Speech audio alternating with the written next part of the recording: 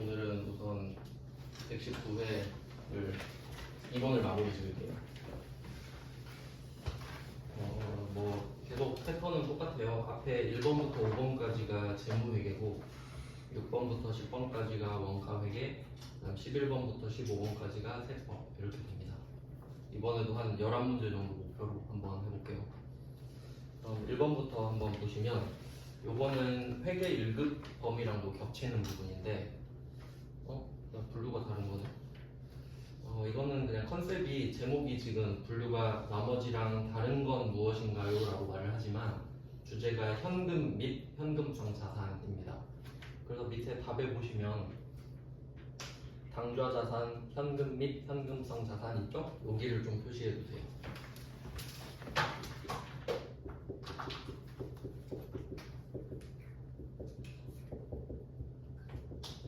이게 꽤 자주 출제되는 문제이고요. 엄청 쉬워요. 문제 풀이 딱 정해져 있어서. 그러면 제가 여기에 포함되는 거랑 아닌 걸 구분해서 한번 써볼게요. 일단 가장 기초적인 거는 현금. 당연히 현금은 그 동전이랑 지폐 말을 하는 건데 당연히 현금이죠. 그건 너무 당연하니까 쓸게요. 그다음에 두 번째 잘 출제되는 게 예금인데 그걸 풀 네임이 요구불 예금이라고 해요. 요구불 예금. 이건 사실 앞에 요구불은 아무 의미가 없는 건데, 그러니까 예금은 통장에 돈이 들어가 있는 상태를 예금이라고 하잖아요. 근데 그 예금도 내가 빼고 싶을 때 바로 뺄 수 있는 예금이 있고 약간의 제약이 있는 예금이 있어요. 그러니까 우리 체크카드 통장은 지금 빼고 싶으면 바로 ATM 가서 뺄 수 있죠. 제약이 없는 거거든요. 그런 게 요구불 예금이에요. 현금이랑 똑같은 거죠. 현금으로 만들 수 있으니까. 근데 예금, 그 정기예금, 정기적금 있죠. 그거는 약속을 했잖아요. 은행이랑. 정해진 기간 동안은 내가 돈을 넣고 안 빼겠다. 그런 건 아니에요. 그러니까 예금, 적금은 아닙니다. 예적금. 그냥 지금 현금만을 보고 있거든요. 그러니까 약간 그 범위를 정해드리면 유동자산이랑 비유동자산 이렇게 나눠져요. 크게. 이 정도부터 확인해볼게요. 자산이 유동자산, 비유동자산으로 두 개로 나눠져요. 이건 그 현금화가 되는 시기에 대한 문제인 건데, 그러니까 자산은 크게 두 개로 볼 수 있어요. 자산은 이미 내가 갖고 있는 거. 이미 내가 갖고 있으면 자산이죠. 두 번째는 돈을 받을 권리인데 내년까지 돈을 받을 수 있으면 유동이에요. 그러니까 단기 성격. 그러면 내후년, 그러니까 지금 25년이니까 내가 돈을 빌려줬는데 26년까지 돈을 받기로 했어요. 그럼 유동자산이에요. 근데 27년에 돈을 받기로 했어요. 그럼 비유동자산. 이런 식이거든요. 근데 당연히 이 현금 및 현금성 자산은 내가 갖고 있는 거니까 유동자산이겠죠. 그 유동자산을 두 개로 나누면 당좌자산이랑 재고자산 이렇게 두 개 있거든요. 근데 재고자산은 이제 아시지만 판매 목적으로 갖고 있는 물건을 재고자산이라고 그래요. 그럼 얘가 아니면 당좌자산이거든요. 그러니까 분류가 두 개밖에 없으니까. 그래서 당좌자산에 속하는 건데 그 중에서도 현금만 보는 거예요. 이렇게 분류가 돼요. 그러니까 현금 및 현금성 자산이 당좌자산인 건 맞는데 당좌자산 중에서도 가장 핵심 자산인 거죠. 현금이 없으면 아무것도 못 하잖아요. 그러니까 그 좀 되게 슬픈 경우인데 어떤 회사가 돈을 엄청 많이 벌어요. 근데 다 외상으로 판 거예요. 근데 현금 회수가 안 돼. 근데 망했어. 그런 경우 꽤 많아요. 그런 걸 흑자도산이라고 그래요. 그러니까 매출은 잘 나오는데 돈이 없는 거야. 내가 돈을 받아야 돈도 갚고 그럴 거 아니에요. 그러니까 현금이 중요하거든요. 그 중에서 현금을 보는 거예요. 그러니까 그림으로 치면 당좌자산이 있고 이 중에서 현금은 훨씬 범위가 좁은 거죠. 근데 시험 범위는 지금 이건 거예요. 이것만 보자. 그러면 현금, 보통 예금이랑 당좌예금이 요구불 예금이거든요. 그럼 얘는 현금 및 현금성 자산이 맞아요. 근데 예금 적금은 현금은 아니고 이 밖으로 빠지는 거죠. 그런 느낌이라는 거예요. 느낌 아시겠죠? 그러니까 현금으로 봐주는 게 얼마냐 이게 중요하니까 그것만 따로 보겠다는 겁니다. 그러면 그러면 또 여기 나와 있는 걸 보니까 보통예금은 지금 여기 나왔죠. 요구불예금이 보통예금이에요. 당좌예금, 보통예금을 합쳐서 요구불예금이라고 합니다. 그러면 1번은 일단 현금 분류가 맞고요. 그 다음에 2번은 그냥 약간 그냥 외워두시면 좋은데 우편환 증서, 그냥 문제를 위한 문제예요. 전 이거 본 적도 없는데 시험 문제로 나와요. 약간 수표 비슷한 느낌인 것 같아요. 그러니까 멀리 사는 사람한테 내가 뭐 돈을 받을 수 있는 증서 같은 걸 보내주면 그 사람이 그냥 그걸로 현금을 바꾸는 약간 그런 느낌인 것 같거든요. 그러니까 미국식 체크라고 해야 될까? 그냥 우리 이름만 그냥 외울게요. 시험에 잘 나옵니다. 그 다음에 3번은 좀 이해할 수 있을 것 같아요. 배당금 지급 통지서. 여러분이 만약에 요새 핫한 삼성전자, 근데 요새는 다 핫하죠. 그냥 다 올라서 내가 무슨 주식을 갖고 있어요. 그러면 어느 날 연락이 온 거예요. 편지로. 당신이 몇 주를 갖고 있으니까 한 주당 배당금 얼마를 드리겠다. 이렇게 통지서를 딱 받은 거죠. 그럼 여러분은 이걸 보고 아 현금이 들어오겠구나 생각하죠? 그래서 얘는 현금이에요. 이런 식으로. 그러니까 3번은 좀 범위가 지역적인 느낌인데 3번이랑 좀 비슷한 거를 말씀을 드리면 예전에 그거 나온 적도 있어요. 국세환급 통지서. 한번 생각을 해볼게요. 그러면 이 3번은 어떤 느낌이냐면 이름 갖고 외우면 잘 안 외워지고 전 이걸 보고 이렇게 생각했어요. 당첨된 로또다. 로또 당첨됐어요. 그럼 결과 보자마자 이거 현금이다 이 생각하죠. 그러니까 배당금 지급 통지서도 보고 현금이다 이 생각하죠. 근데 만약에 내가 국세 환급 통지서를 받았어요. 그러니까 세금을 옛날에 많이 냈는데 조사를 해보니까 너 너무 많이 냈더라 돌려줄게 라는 연락을 받은 거지. 그럼 이거 보고 현금이다 이 생각하겠죠. 그러니까 3번은 약간 그런 식으로 하셔야 돼요. 느낌을 하셔야 돼요. 느낌. 안 그러면 다 외워야 되니까. 그래서 답은 1, 2, 3 이게 현금. 4번은 당좌차월인데 여기 단기차입금이라고 쓸게요. 당좌차월에다 단기차입금이라고 쓰겠습니다. 그래서 일단 정리를 대충 좀 해보고 배당금 지급 통지서, 국세 환급 통지서는 얘랑 그냥 묶어서 같이 봐주시고, 그 다음에 또 뭐가 나온 적이 있냐면 그 어음 있죠. 약속어음. 약속어음은 기본적으로 당좌자산이거든요. 그러니까 외상대금이니까. 근데 그게 만기가 지난 상태인 거야. 그러니까 만기가 어제였어. 근데 지금 그 은행에 못 가고 있어요. 주말이라. 그래서 모레 바꾸려고. 그럼 이건 가면 바로 수표처럼 현금화가 되죠. 이제 그런 건 현금으로 보는 거죠. 그러니까 만기가 된 약속어. 그러니까 이거랑 비슷하잖아요, 느낌이. 그러니까 이거는 응용을 하셔야 되지. 안 그러면 다 외워야 된다. 그 다음에 또 아닌 것 중에 잘 나오는 게 하나 있어요. 선일자 수표. 이게 잘 나와요, 시험에. 보통 이것 때문에 문제를 내는데 이게 오답인 이유가 이름에 수표가 들어있잖아요. 수표는 현금화가 바로 가능한 걸 말을 해요. 그러니까 수표랑 어음의 차이는 수표는 갖고 가면 은행에 갖고 가면 바로 현금으로 바꿔주고 어음은 그 만기일이 된 이후에 가야 바꿔줘요. 그러니까 수표가 더 좋지 우리 입장에선. 그래서 이름 보면 어때요? 수표니까 현금이라고 생각하기가 좋겠죠. 근데 아니라고 돼 있잖아요. 이름은 수표인데 실제 성격은 어음이에요. 성격 자체가. 이건 뭐 어떤 건지 설명은 드릴 수 있지만 그냥 외우는 게 좀 편해요. 그래서 이걸 좀 조심하셔야 됩니다. 선일자 수표는 그러니까 4번에 보통 선일자 수표로 내요. 그래야 많이 틀리거든요. 근데 이 출제자가 착한 거죠. 그러면 당좌차월은 제가 딱 한 문제만 예시로 보여드릴게요. 만약에 여러분이 그 원재료를 샀어요. 원재료를 500만 원짜리를 샀다고 합시다. 그리고 이거를 당좌수표로 발행해서 지급한다고 할게요. 근데 내 당좌예금 통장에 400밖에 없어요.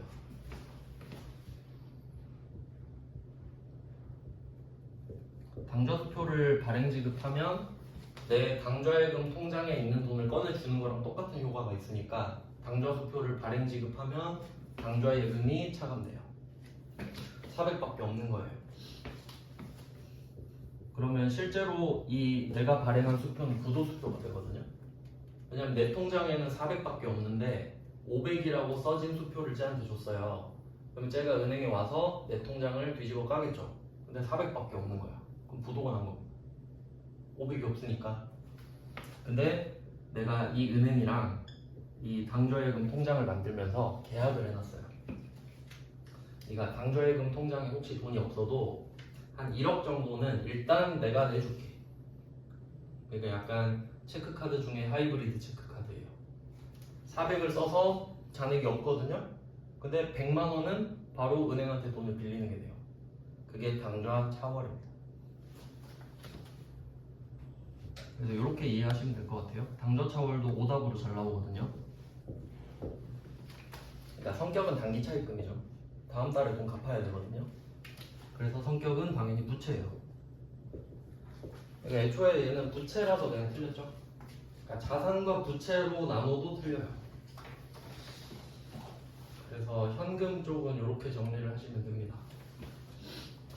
더 자세히 맞는 것 중에 또 하나 나오는 게 있는데 그 금융상품 중에서 그 이름이 좀 긴데 취득일로부터 3개월 이내 만기가 도래하는 금융상품, 이것도 잘 나오거든요 원래. 그러니까 현금을 낸다 그러면 이 두 개 내고 싶어서 내는 거예요 거의. 그럼 방금 마지막에 적어드린 이 취득일로부터 3개월 이내 만기가 도래하는 금융상품은, 금융상품은 그냥 이름이 막 CP, 뭐 RP 이런 식으로 나와요. 그냥 영어 나오면 그냥 금융상품인가 보다 하면 돼요. 근데 날짜를 줄 거예요. 취득일로부터 4개월이다. 그럼 걔는 현금은 아닌데 당좌 자산은 맞는 거죠. 근데 3개월이면 당좌 자산 중에 현금인 거고. 그래서 현금 하면 이 정도 됩니다. 1번은 이렇게 정리하시면 되고, 그 다음에 2번 요거는 수익 인식 시점이라고 되어 있는데 요걸 좀 표시해 주시고요. 수익 인식 시점, 지금 1번부터 5번까지는 재무회계를 말하고 있으니까 수익이라는 말을 쓰는 거예요. 회계 범위니까. 그리고 수익 인식 시점에다가 이렇게 써놓을게요. 여러분이 좀 이해를 하기 쉽게. 수익 인식 시점에 소유권 이전 시점,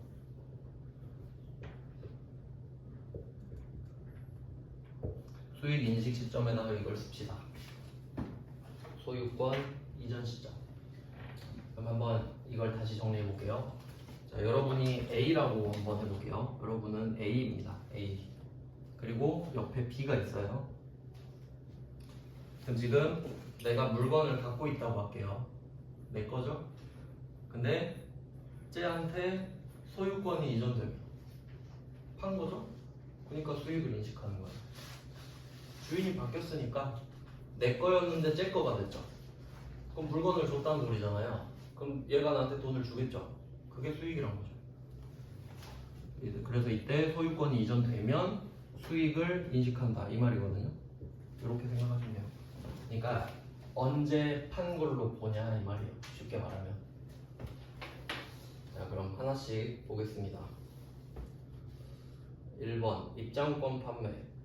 이거는 안 외워도 되는 건데 틀렸죠? 답이 1번이니까 답을 그냥 바로 보세요. 행사가 개최되는 시점에 수익으로 인식한다. 그러니까 뭐 콘서트 같은 거 말을 하는 거겠죠. 표를 미리 팔잖아요. 예매로. 그러면 그 표를 파는 하는 그 업체가 있을 거 아니에요? 그럼 표를 맨날 날짜가 다르게 뭐 몇 시 몇 분에 다 하나씩 팔 거 아닙니까? 그럼 힘들잖아요. 그러니까 그냥 쭉 그냥 팔고 있다가 딱 시작할 때 콘서트 시작 하면 다 팔았다고 한 번에 시작. 그 말이겠죠. 너무 힘들잖아요. 하나하나 파는 거 수익 인식 시점이. 그냥 근데 1번은 중요하진 않아요.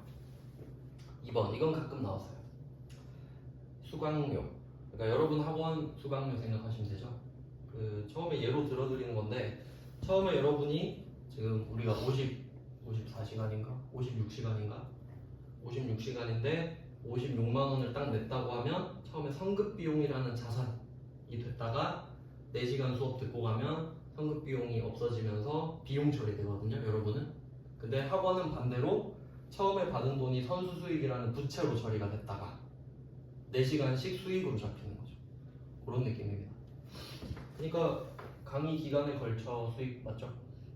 그 다음에 3번 배당금 수익, 얘도 들러리로 나오는 편인데 배당금을 받을 권리와 금액이 확정된 날, 그러니까 이게 그 위쪽에 배당금 지급 통지서 받은 날 아니겠어요?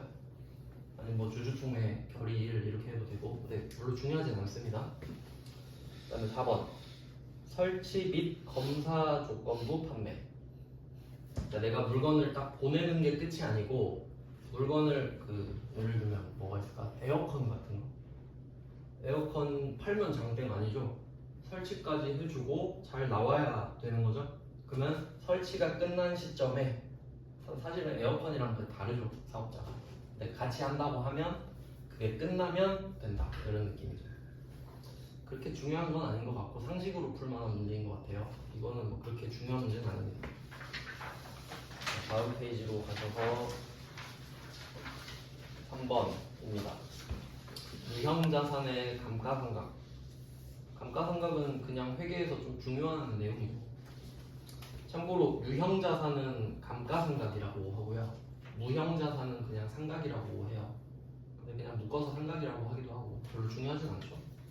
둘 다 가치가 떨어진다는 거예요, 사용하면서. 그럼 1번부터 한번 볼게요. 3번에 1번. 감가상각 방법은 해당 자산으로부터 예상되는 미래 경제적 효익의 소멸 형태에 따라 선택을 해라. 그러니까 키워드는 선택을 해라 그 말이거든요. 선택권 준다. 소멸 형태가 변하지 않는 한 매기, 그러니까 매 기간이죠. 매긴 계속 적용한다.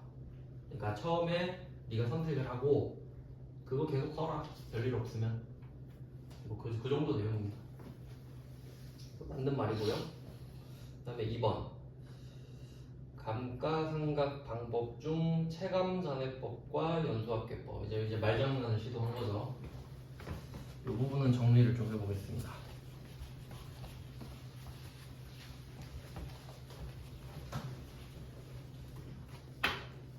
감가상각 방법.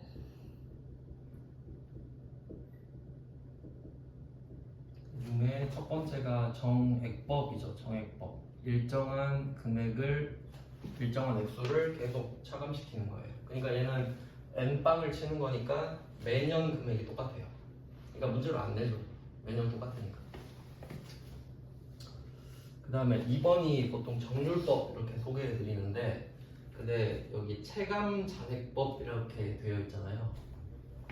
좀 얘는 분류가 체감잔액법이라는 분류 안에 그 안에 정률법이나 뭐 이중체감법 뭐 이런 애들이 있어요. 근데 사실 이름에서 답이 나왔는데, 체감이라는 말이죠. 이게 점점 감소한다는 소리거든요. 반대는 체증. 점점 증가하는 게 체증이고 점점 감소하는 게 체감이에요. 그러니까 사실 이름에 뜻이 나와 있죠.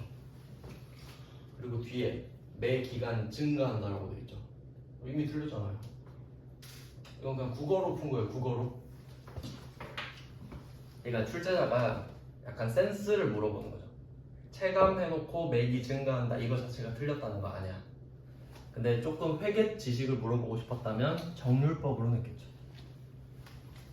그러니까 이 체감잔액법 밑에 예 해가지고 정률법 이 정도 써두시면 됩니다.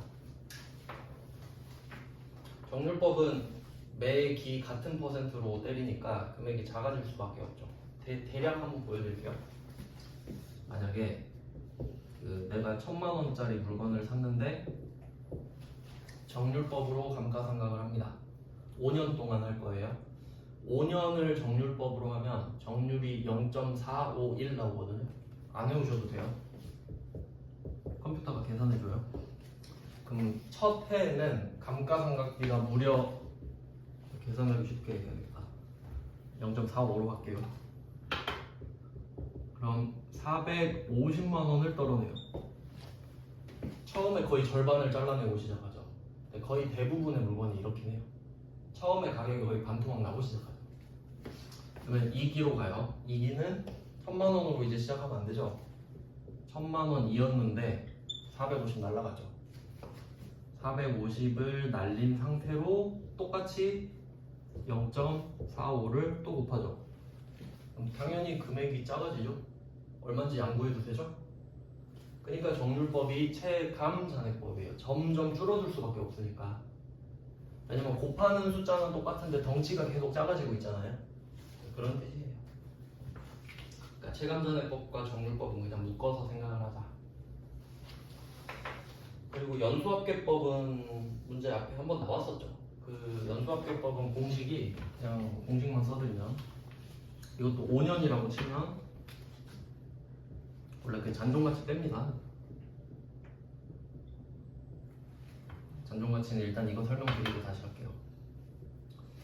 자, 잔존가치를 빼고 밑에다가 1 플러스 2 플러스 3 플러스 4 플러스 5 1부터 5까지 다 더하고 첫 해는 5 이렇게 하고 두 번째는 이 괄호는 똑같아요. 곱하기 밑에 15도 똑같아요. 4 이렇게 가죠. 연수합계법. 그러니까 연수합계법도 당연히 5, 4, 3, 2, 1 이렇게 가니까 금액이 작아질 수밖에 없죠. 그런 말을 하고 있는 거거든요. 뭐 이런 방법은 그러니까 식을 정확히는 몰라도 대략은 알아야 이 구조를 이해할 수 있는 거죠. 그러면 정리를 쭉 해봅시다. 감가상각은 어느 정도를 알고 계시려면 자, 정액법이 있고 정률법이 있고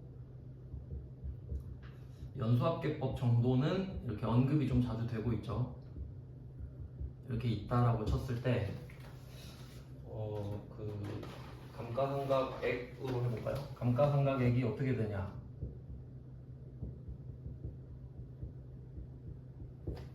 정액법은 매년 똑같죠. 동일. 정률법은 감소. 연수합계법은 감소. 그러니까 지금 출제자는 이거 물어본 거고요. 둘 다 감소한다. 그러니까 증가한다 틀렸죠. 둘 다 감소하니까. 그리고 또 중요한 게 그 잔존가치. 잔존가치 정확히는 고려 여부입니다. 고려를 할 거냐 말 거냐. 원래는 다 고려를 해야 되거든요. 근데 정률법만 특이하게 이 정률 자체에 잔존가치가 반영되어 있기 때문에 그러니까 지가 셀프로 반영을 해놨기 때문에 우리가 또 반영할 필요는 없다라고 말씀드렸었어요. 그러니까 문제 내면 이 정도예요. 지금은 안 됐지만 조심해야 됩니다. 혹시 잔존가치 가지고 장난치면 많이 틀릴 거니까. 네, 이번 문제는 좀 쉬웠고요. 그 다음에 이제 다른 선지도 좀 볼게요. 이제 3번을 한번 보시면 자, 내용 연수 도중에 사용을 중단하고 처분 예정 이거 두 개 표시할게요. 사용 중단, 처분 예정. 그리고 의미를 한번 생각해 보세요. 유형 자산은 내가 쓰려고 산 거거든요. 사용하려고 산 거예요. 근데 처분 예정인 거야. 그럼 여러분이 만약에 그 물건 중에 값어치가 좀 나가는데 이제 필요가 없어. 예를 들면 저는 만년필 같은 거 좀 있어요. 안 쓰는데 막 팔면 한 50을 팔 수 있는 거 있거든요. 귀찮아. 그런 게 있다고 해봐요. 그럼 일단 내가 팔기로 마음 먹었으면 이제 안 쓰겠죠. 사용 중단을 해야 처분 예정이 되는 거니까. 이 둘은 같이 가는 거죠. 그러면 그렇다고 치고 그러면 사용 중단한 시점에 장부 금액으로 표시한다. 이렇게 되는 거겠죠. 그러니까 더 이상 감가상각을 안 한다는 소리예요. 그러니까 쉽게 말하면 감가상각을 멈춘다 그 말이지. 왜냐면 안 쓰니까. 그러니까 중요해요. 처분 예정이 중요한 겁니다. 내가 팔 생각이면 당연히 안 쓸 생각이니까 감가상각은 멈춘다 이 의미입니다. 그러니까 다른 문제에서는 감가상각을 중단한다 이렇게 나온 적도 있는 것 같거든요. 같은 맥락이라는 거죠. 상식적으로 생각하시면 돼요. 그 다음에 4번 내용연수 도중에 사용을 중단했대요. 그럼 3번이랑 좀 비슷한데 재개할 예정이라네요. 이거는 두 개 또 표시하면 되겠죠. 사용 중단, 재개 예정. 그럼 얘는 지금 잠깐 안 쓰고 있는데 나중에 어차피 쓸 거야. 약간 스킬 리프트 이런 거 아닐까요? 스키장에 여름은 안 하지 않아요? 그럼 여름엔 안 쓰니까 멈췄어. 근데 겨울에 또 쓰겠지. 뭐 그런 거 아니겠습니까? 중요하진 않네요. 영업의 비용으로 해라 건데 4번은 솔직히 몰라도 되는 것 같아요. 근데 2번이 너무 쉬웠어. 3번, 4번은 그냥 묶어두시고 솔직히 몰라도 문제 푸는데 지장은 없을 것 같다 정도. 그냥 한번 봐두시면 될 정도고요. 그 다음에 4번 요거는 별로 추천을 좀 안 합니다. 목적 적합성이랑 신뢰성은 회계 질적 특성이라고 하는데 제목만 표시해 놓을게요. 질적 특성. 이게 가성비가 제일 안 좋은 문제예요. 그냥 버릴게요. 이건 저도 솔직히 헷갈리거든요. 솔직히 저는 어느 정도냐면 이게 세무사 시험에 나온다. 전 그냥 틀릴 거예요. 그 정도로. 그냥 뭐 이런 것까지 해야 되나 이런 느낌. 실무에서 써먹을 수도 없어요. 어차피 정해진 사례를 외우고 일을 하지 이런 것까지는 안 해도 됩니다. 약간 충당부채랑 같이 2대 쓰레기 뭐 이런 넘어갈게요. 그 다음에 5번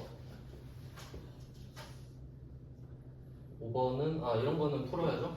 여기가 이제 재무회계 마지막인데 기말 재고자산에 포함해야 할 금액입니다. 그럼 제목에 기말 재고자산에 포함 이렇게 표시해 볼게요. 기말 재고자산에 포함.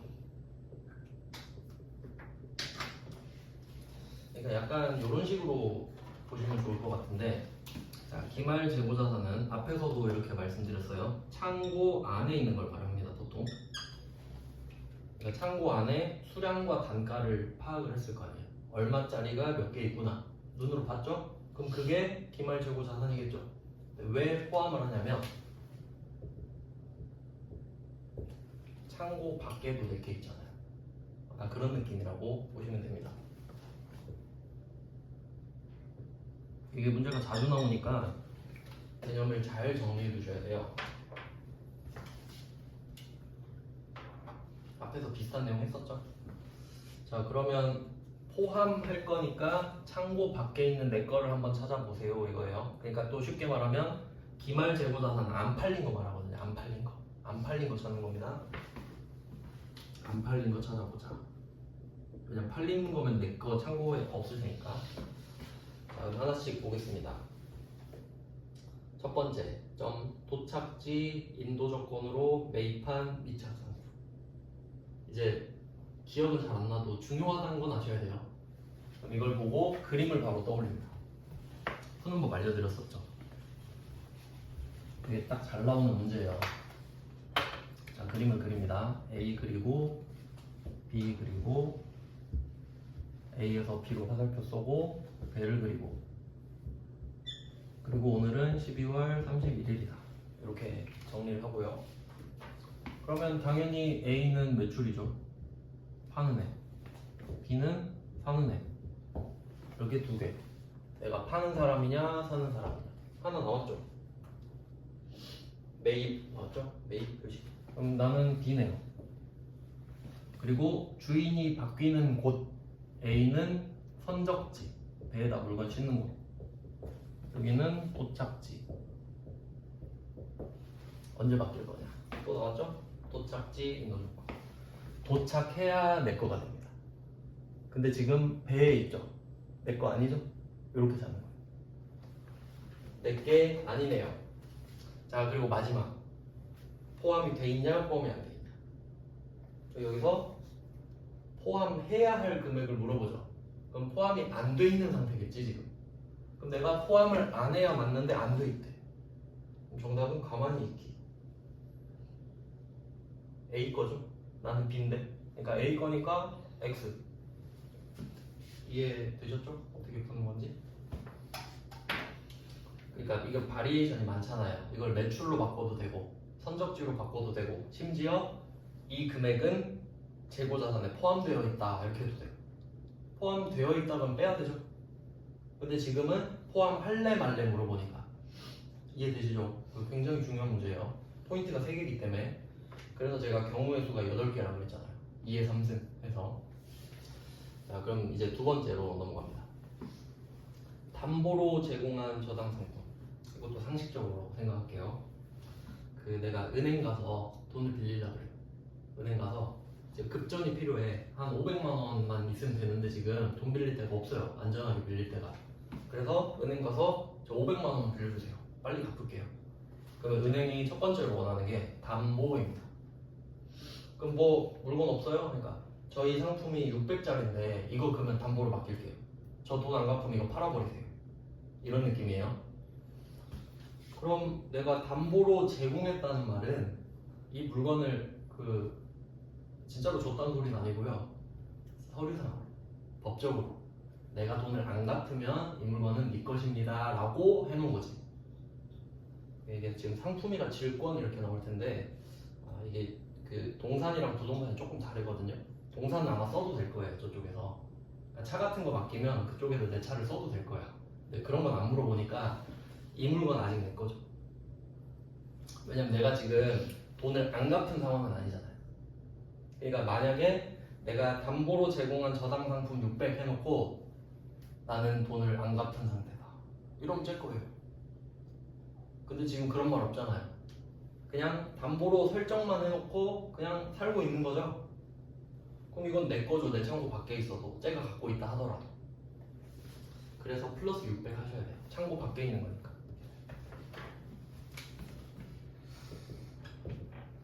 내가 500을 갚아버리면 그 상품은 다시 돌아오는 거니까 그걸 전제로 해봤죠. 그 다음에 세 번째, 기말 현재 구매자의 구매 의사 표시가 없는 시승품. 이것도 그냥 상식적으로 생각하면 제가 처음에 그 차 샀을 때 중고차로 샀었는데 차를 보내줬어요. 탁송으로. 인천에 있는 차를 샀는데 기사님이 차를 갖고 왔어요. 그리고 서류를 딱 줘요. 일주일 이내에 반품 의사가 없으면 산 것으로 본다. 이런 게 써있어요. 왜냐면 보통 좋으면 그냥 타고 다니잖아요. 약간 네이버페이랑 비슷하지 않나? 그냥 구매 결정 안 눌러도 시간 지나면 눌러버리죠. 반품 안 하면. 근데 내가 12월 31일, 예를 들어 내가 12월 30일에 차를 받았어요. 근데 일주일을 타보래 나보고. 그리고 다음날이 12월 31일이 됐죠. 그럼 그쪽에서 물어볼 거야. 혹시 사고 싶어요? 이 차? 물어볼 거야. 그럼 제가 이렇게 할 거예요. 좀 더 타볼게요. 이러잖아요. 그럼 그쪽은 차를 아직 판 게 아니에요. 맞죠? 일주일은 기다려야 되니까 그 상황인 거예요. 그러면 그쪽 회사에서는 내 차라고 생각하겠지. 그러니까 플러스 300. 구매의사 표시가 없는 이 포인트예요. 그러니까 창고 밖에 있는데 지금 내 물건들을 체크하고 있는 거죠. 그러니까 전화해서 다 물어봐야겠죠. 그 다음 네 번째, 고객에게 인도된 할부로 판매하는 상품. 이거는 보너스 문제인데 보통 우리가 할부 판매는 없지만 할부로 구매는 많이 하죠. 내가 뭐 노트북 같은 거 비싼 거 할부로 샀다고 하면 물건은 일단 받았죠. 돈만 늦게 갚는 거죠. 그럼 물건은 이미 내 거죠. 받았을 때 내 거잖아요. 물건은 돈만 늦게 갚는 거지. 그러니까 반대쪽엔 어떠겠어요? 돈만 못 받았지 물건 판 거다 이러겠죠. 그럼 판 거니까 내 거 아니네? 그럼 내 게 아닌 거죠. 그러니까 할부 판매는 판매만 표시하는 거죠. 판매가 완료됐으니까 내 게 아니잖아요. 그래서 답이 900입니다. 이 문제는 중요 표시하시면 돼요. 5번 문제는 딱 봐도 응용되는 게 좀 많겠죠. 그래서 막 이것저것 좀 바꿔서 생각을 해볼 수 있는데 일단 지금은 나온 것만 하죠. 이건 너무 범위가 넓어지니까. 이렇게 하면 재무회계 5문제를 다 봤고요. 그 다음 이제 원가로 넘어갑니다. 원가. 이제 6번 이건 좀 보너스 문제. 6번. 가장 기초적인 일반적인 원가 문제. 자, 6번은 기초 원가를 계산해라 라고 되어 있는데 다시 한번 복습을 해봅시다. 자, 직접 재료, 여기서는 직접 재료 원가라고 했네요. 직접 재료 B라고 해도 돼요. 직접 노무비 노무원가 그리고 제조 간접원가 이렇게 해서 3총사입니다. 제조원가 3총사.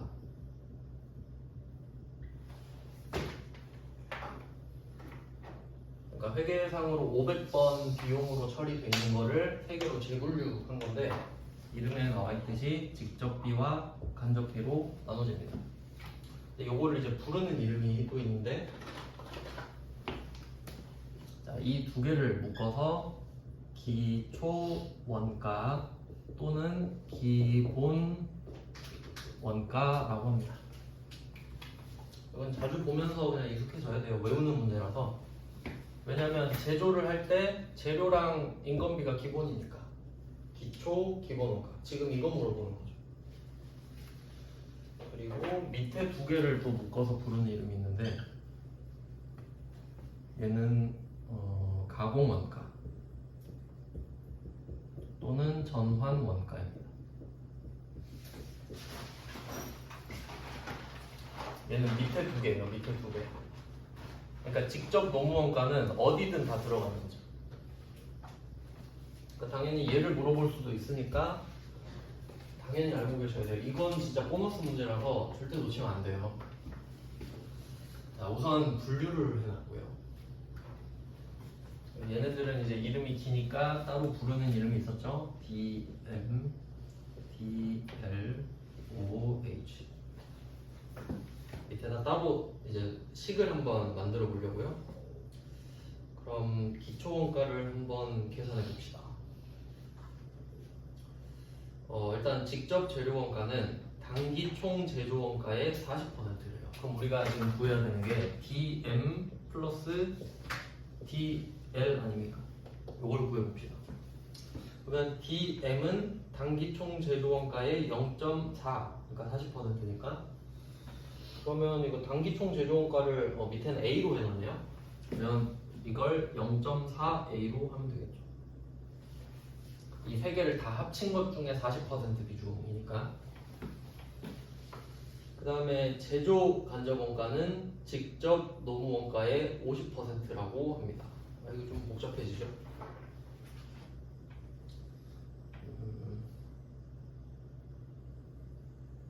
직접 노무 원가를 A라고 했네요.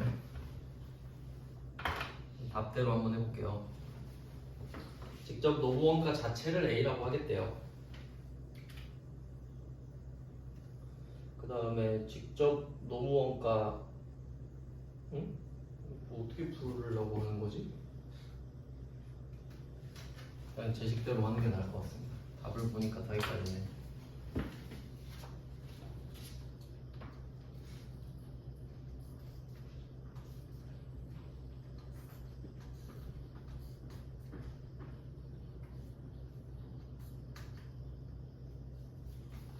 이건 이따가 제가 정리해서 다시 한번 알려드릴게요. 일단 여기까지만 정리해 놓으시고 이게 산수 문제긴 한데 이건 개인차가 좀 있어서 내가 좀 산수를 잘한다 하시면 푸시고 못하겠다 하면 버리시면 돼요.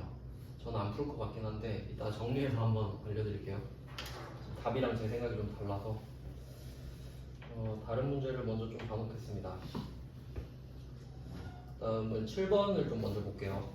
7번은 다음 설명 중 옳은 것은, 그러니까 이게 7번 문제는 이 범위가 원가라는 걸 안 상태에서 봐야 문제를 풀 수 있는 거죠. 원가라는 전제하에 다음 설명 중에 옳은 것은 무엇이냐.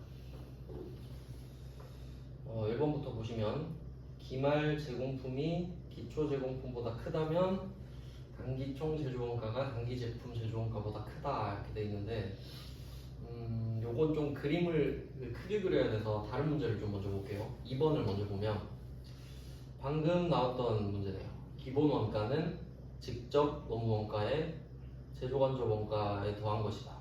틀렸죠? 그러니까 제목을 뭐 전환 원가나 가공 원가로 바꾸면 맞는 말인데 그걸 바꾸시는 게 좋겠죠? 이번에는 기본 원가를 설명해 주고 있으니까 동그라미 이번에는 기본 원가를 가공 원가로 바꿔주시면 맞는 말이 됩니다. 방금 그 빨간색이죠? 이 부분이죠? 가공 원가는 직접 노무 원가랑 제조 간접 원가를 합친 것이다. 2번은 일단 맞고, 그 다음에 제조 원가 명세서에서는 기말 제품 재고액이 표시된다. 이것도 1번이랑 3번은 묶어서 그림으로 같이 설명을 드릴게요.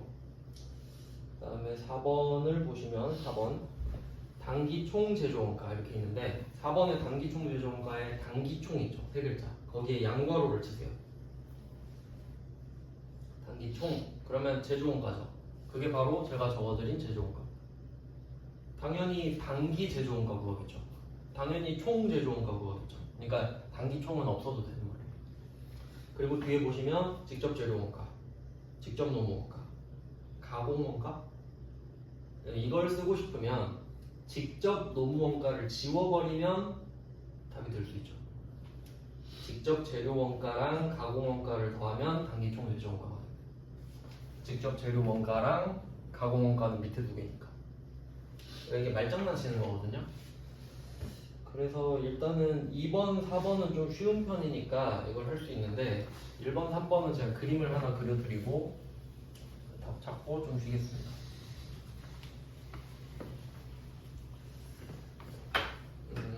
얘는 조금 복잡한데 한번 그려드릴게요. 이거 그냥 보기만 하셔도 되려나? 일단 원재료부터 그림을 4개 그려야 돼가지고 한번 그려드린 적은 있죠. 자, 기초 원재료가 있고, 원재료는 매입을 할 수 있고, 사용을 한 것과 안 쓰고 남은 건 내년으로 보냅니다. 이렇게 됐고, 이 사용한 걸 DM이라고 하는 겁니다. 직접 재료 원가. 그래서 이거를 밑으로 보내면 제조 원가가 되는 거죠. 제조 원가 그룹에 DM 이렇게 하나 내려오고요. 그 다음에 DL도 어디서 모아서 오고, OH도 어디서 모아서 옵니다. 이렇게 해서 제조 원가가 완성돼요. 그 다음에 이제 제공품으로 넘어가면, 제공품은 덜 만들어지네. 얘도 작년에 만들다가 넘어온 게 기초. 이번에 새로 투입을 하면 착수가 될 테고, 완성을 하면 제공품은 사라지지만 제품으로 바뀝니다. 그리고 덜 만들어진 애는 내년으로 넘어가고, 이런 식으로 되는데, 이때 얘네 이름이 있죠. 얘네 이름이 정해져 있어요. 개념은 착수랑 완성인데, 저번 시간에 제가 막 종합원가 계산 완성품만 설명할 때는 착수, 완성 이렇게 썼잖아요. 근데 얘네들의 원래 이름이, 여기가 단기 총 제조원가. 왜냐면 얘거든요. 단기 총. 얘가 이쪽으로 오는 거기 때문에 단기 총 제조원가. 근데 단기 총은 아무 의미가 없다고 했죠. 그냥 제조원가예요. 내가 제조하면서 쓴 돈이 곧 제공품을 늘리는 효과가 있을 테니까. 이 중에 완성된 것만 제품이 되겠죠? 그래서 얘는 이름이 단기 제품 제조원가예요. 얘도 단기를 빼버리면 제품 제조원가. 그러니까 이게 처음에 엄청 헷갈리거든요. 그러니까 이게 헷갈릴 수밖에 없는데, 덜 헷갈리려면 앞에 쓸데없는 글자를 빼세요. 단기 총 제조원가. 그러면 빼면 제조원가죠. 그리고 얘는 단기 제품 제조원가인데, 단기는 빼도 되죠? 제품 제조원가. 그러니까 제조원가는 말 그대로 내가 만드는데 쓴 모든 돈. 근데 제품 제조원가는 제품이 완성된 거에 대한 원가. 그러니까 완성이 된 것만 부르는 건 제품 제조원가죠. 그러니까 그림이 이거거든요. 그러니까 지금 1번 문제는 이 그림을 그릴 줄 아느냐 물어보는 거예요. 1번. 그럼 한번 숫자를 넣어볼까요? 기말 제공품이 기초 제공품보다 크대요. 그러면 기말 제공품 한 120 넣고 기초 한 100 넣어봅시다. 기말 제공품이 기초 제공품보다 지금 커요. 단기 총 제조원가가 단기 제품 제조원가보다 크다. 요건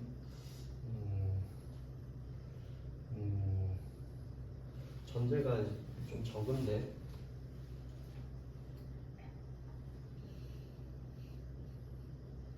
그냥 이렇게 봐도 되죠? 그러면 반대로 얘 둘은 똑같아져야 되니까 이렇게 될 거예요. 숫자는 아무거나 넣으셔도 돼요. 그러면 지금 단기총 제조 원가가 제품 제조 원가보다 크다. 그러니까 얘 둘씩 편이니까 얘가 크면 당연히 얘가 적어질 거 아니에요? 그러니까 얘가 더 크다 그 말이에요. 기말이 더 크니까 제조 원가가 더 크다. 그러니까 이거는 그림을 그려야만 솔직히 좀 풀 수 있죠. 저도 좀 헷갈릴 것 같아요. 1번은 그림을 그려야 되고요. 그 다음에 3번은 조금 더 심한데 아니다. 3번은 오히려 나을 수도 있겠네요. 그 다음에 이제 마지막이 제품이고 기초 제품 그리고 이 완성된 애가 이렇게 넘어오겠죠. 완성이 더 돼서 제품이니까 완성되면 제공품은 줄어들고 제품은 늘어나죠. 근데 이게 그대로 넘어와요. 단기 제품 제조원가.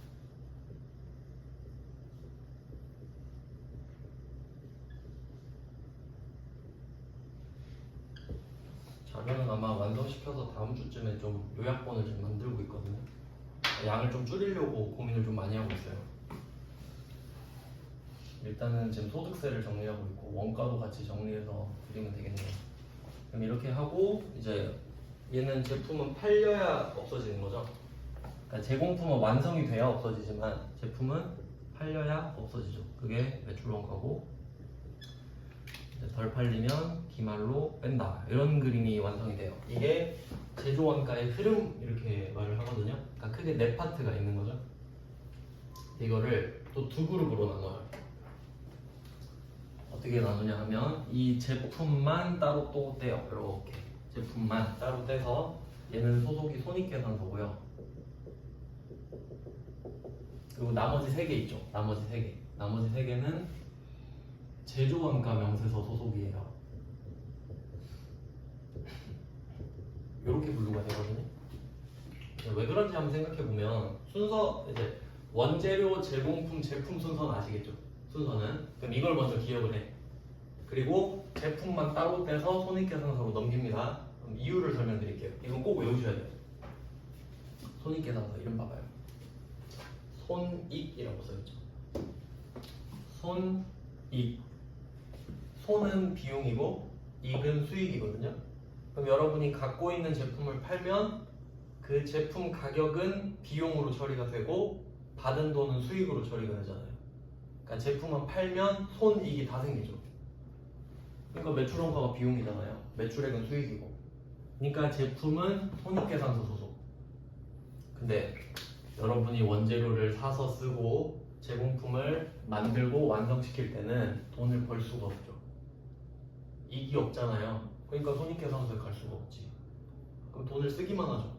쓰는 돈은 뭡니까? 최종원가잖아요, 다.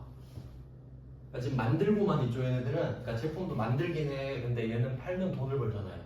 그러니까 급이 다른 거지. 이해되세요? 그래서 시험에 잘 나오는 게 요거예요. 왜겠습니까? 제조원가 명세서에서는 출구죠.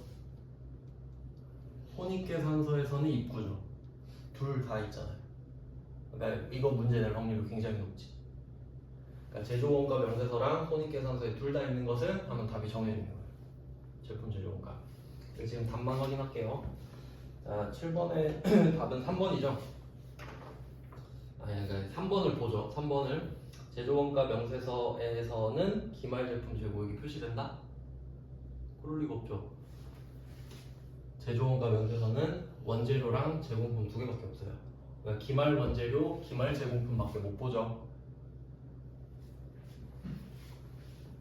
기말 제품 재고액은 손익계산서에서 정확히는 이제 재무상태표에서 볼 수 있는 건데 이 분류로 보자면 손익계산서로 해야 맞다는 말이죠.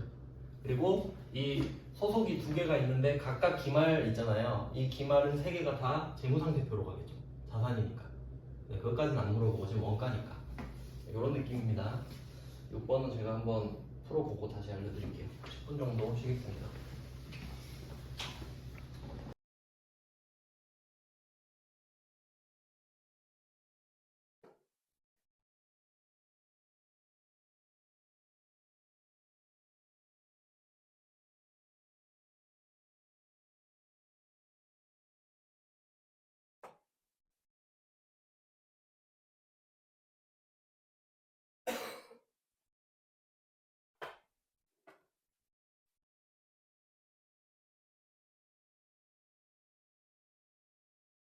먼저 6번을 먼저 끝내고요. 이건 좀 훈련을 많이 해야 되는데 그래도 1점이 아쉬운 시점이니까 이런 것도 한번 풀어볼게요. 제조원가는 DM, DL, OH 세 개로 구성이 되어 있는데 일단 이 6번 문제의 세 번째 점에는 제조원가가 총 1,500이라고 먼저 알려줬습니다. 저는 얘를 X로 잡을 거예요. 이거 해설은 못 쓸 것 같고 아무래도 제 식대로 그냥 알려드리면 저는 이 1,500 전체를 X로 잡았습니다. 그리고 첫 번째 점에 직접 재료 원가는 단기총 제조 원가의 40%니까 얘는 0.4X가 맞죠? 그 다음에 나머지를 생각해 보면 저절로 DL 플러스 OH는 합쳐서 0.6이에요. 합쳐서 얘가 1이니까.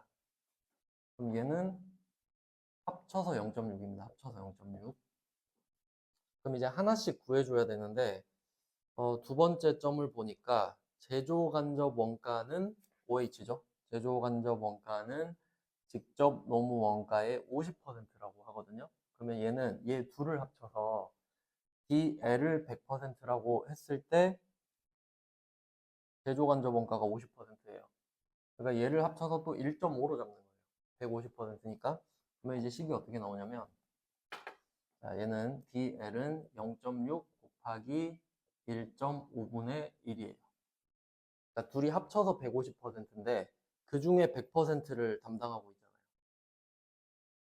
그리고 OH는 당연히 0.6이고 얘는 1.5분의 0.5가 돼야겠죠. 둘이 합쳐서 150인데 그 중에 DL이 100, OH가 50% 이렇게 가니까. 그래서 이렇게 각각 구해보면 DL은 0.4가 나와요. 0.4. 얘 둘이 똑같죠 결국. 0.4x 얘는 0.2x가 나오게 돼요. 저는 이렇게 풀었거든요. 근데 아까 해설이랑 너무 달라서 왜 이렇게 했을까 하다가 다시 풀어보니 이게 나을 것 같아서. 자, 그리고 지금 물어보는 건 이 두 개죠. 기초원가니까. 그럼 둘이 합쳐서 0.8x죠. 그러면 1500 곱하기 0.8 하면 1200. 버리셔도 돼요. 도저히 무슨 말인지 모르겠다면 버리셔도 되고. 왜냐면 문제가 똑같이 나오진 않을 거 아니에요. 그때그때 응용력이 좀 중요한데 잘못 봐서 틀릴 수도 있고 한데 그래도 만약에 시간이 막 20분 남았어. 이 문제밖에 없어. 좀 풀어야 되잖아요. 그래서 알려드리는 거예요. 오래 걸려도 풀 수 있어야 된다 정도의 느낌으로. 그렇게 생각하면 또 그렇게 생각하면 4번 문제가 조금 또 아쉽네. 그쵸. 여러분 1점이 소중하잖아요. 답만 소개해 드릴게요. 아까 그 2페이지 4번 버리고 넘어갔는데 제 기억으로 이게 몇 문제 안 나왔는데 답은 항상 정해져 있었거든요. 그러니까 답이 이것도 똑같은 것 같아서 한번 보여드리면 이게 회계 질적 특성이라 그랬고 목적, 적합성, 신뢰성 두 개로 나눠지는데 이게 말 그대로 정보의 특성인데 둘 다 있으면 좋겠죠. 목적 적합한 정보를 줬다. 신뢰성 있는 정보를 줬다. 그러면 좋잖아요. 근데 보통 둘이 상충해요. 그러니까 둘 중에 하나가 충족되면 다른 한 개가 떨어지는 경우가 있단 말이에요. 그런 거 물어보는 거예요. 그 성격인데 답이 4번이죠. 4번 정도는 좀 기억하시면 좋을 것 같아요. 자, 보고 시점을 말을 하는데 결산 재무제표는 1년에 한 번 하는 거예요. 12월 31일. 근데 그 옆에 분기 재무제표는 분기 말마다 하겠죠. 1년에 4번. 반기 재무제표는 1년에 2번. 이렇게 되겠죠. 그러면 이게 무슨 뜻이냐면 원래 1년에 한 번 하는 게 맞잖아요. 그럼 그게 신뢰성이 있다. 믿을 수 있다. 그러니까 느리지만 1년치 전체를 봐야 믿을 수 있지. 그런 느낌이에요. 근데 반기, 분기는 어때요? 조금 짧죠? 1년치를 다 볼 수는 없어서 신뢰성은 떨어지지만 지금 내가 알고 싶어. 목적엔 적합해. 뭐 이런 느낌? 굳이 따지면. 그래서 4번이 바뀌었잖아요. 그래서 양쪽 화살표에서 바뀌었다 이렇게 써주시면 되고, 예전에 두 문제인가 봤는데 답이 얘랑 똑같은 것 같아서, 그러니까 요것만 그래도 알면 괜찮지 않을까 해서 그 정도 이해하실 수 있죠. 그러니까 오래 걸리는데 믿을 수 있으면 신뢰성, 근데 지금 난 급해, 그 목적 적합성, 이런 느낌. 다른 거는 굳이 안 봐도 될 것 같고 답만 그냥 확인해 봤어요. 그리고 이제 8번으로 가면 됩니다. 4페이지에 8번 보조 부문에서 제조 부문으로 배부한다. 이것도 뭐 디테일은 몰라도 문제를 풀 수 있어서, 부문은 그 같은 종류의 일을 하면서 돈을 쓰는 걸 말을 하는데, 우리 회사에 절삭 부문이 있대요. 그럼 그 부문은 자르기만 할 거예요, 맨날. 자르면서 돈을 쓰겠죠. 거기서 기계를 몇 시간 쓰고 얼마를 썼다, 뭐 이런 내용이고, 그다음에 조립 부문은 맨날 조립만 하고 있겠죠. 그럼 기계 몇 시간 썼냐? 뭐 돈 얼마 썼냐? 이런 걸 할 건데, 그럼 지금 기계 시간별로 내가 쓴 돈을 나눠줄 거거든요. 약간 이런 느낌이에요. 지금 제목을 보니까 두 개 나왔죠. 변동 제조간접 원가랑 고정 제조간접 원가. 기본적으로 제조간접 원가는 그 기타 등등이죠. OH인데 그 안에서 변동비랑 고정비가 또 있단 말이에요. 고정비 같은 거는 그 임차료 같은 거 있죠. 내가 일을 안 해도 꾸준히 들어가는. 근데 그건 몰라도 되고, 그냥 얘를 어떻게 나눌 거냐 이거예요. 그러니까 변동 OH가, 변동 제조간접 원가가 300만 원이 이미 발생을 했고, 그 팩트고요. 고정 OH도 400이 발생을 했다. 그래서 보통 이걸 합치면 그냥 제조간접 원가 700 이렇게 말을 하는 거예요. 근데 관리 차원에서 지금 다시 쪼개놓은 거예요. 근데 이 700을 어디서 썼나 보니까 두 곳에서 쓴 거지. 그게 절삭 부문이랑 조립 부문에서 같이 쓰는 거예요. 같이. 똑같은 기계를 나눠서 쓰는 거야. 그럼 이 돈을 나눠서 쓴 거일 거 아니에요. 그럼 얼마씩 쓴 걸로 할 거냐 이거지. 그거 할 거거든요. 근데 여기서 키워드는 두 번째 줄에 이중 배분율법입니다. 이중 표시해주세요. 이중. 그러니까 두 개니까 이 변동과 고정 이것도 하나 표시해주세요. 변동도 표시하고 고정도 표시하고. 이중. 그러니까 두 개를 다른 기준으로 각각 쪼개주겠다는 소리예요. 이중이란 말을 썼다는 게. 반대가 단일이거든요. 단일은 그냥 금액을 700으로 합쳐가지고 변동 기준으로 한번 해버려요. 그냥 같이. 근데 여기서는 나눠라 이건데, 밑에 답을 보시면 이거 그냥 암기거든요.